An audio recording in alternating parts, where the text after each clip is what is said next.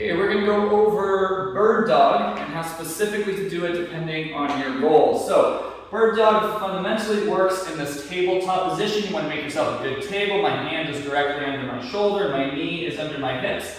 My knees are not too close together. So I'm in a nice rectangle here. I'm going to brace through my core to make sure my ribs aren't flaring out too much, but I'm also not in a rounded position. So it's going to be squeezing the shoulder blades. I want to match the pressure through my upper back with some pressure to the front of the core. And I'm going to keep my chin tucked.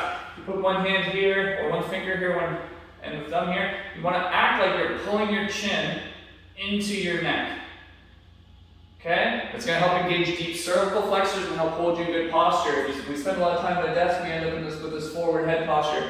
We can bring that back. This is a great exercise to work on that. So again, I'm keeping my deep cervical flexors engaged, brace to the front of the core, brace to the back. I'm going to stabilize across my body, first just to balance. I'm going to use my glute to extend this leg out. I'm going to point that toe down like I'm kicking that heel back, and I'm going to reach this arm up and out. I'm going to come in. The easiest way is then to touch down, transition to the other side. So one side's resting while the other's working. If you want to progress that, you can do same side, no touch down. So now I'm continuing to balance while I'm holding this. Now, depending on your goal, if we're doing any of the classic weight training motions, we're training to squat, we're training to deadlift, we want to work on core rigidity. It's very important. We want to eliminate rotation, eliminate excess flexion and extension. So when I'm doing this, I'm not going to allow myself to flex or extend. I'm going to hold my core very rigid while I'm doing this. Now, if we're training to be more athletic and allow for rotation, in motions like running, we want some rotation at the shoulders, some opposite rotation at the hips.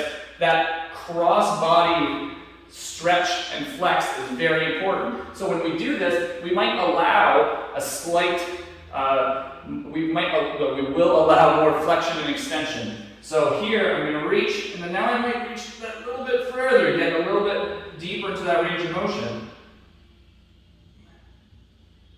So this is dependent on your goals. You can make some slight variations as to how you use this exercise.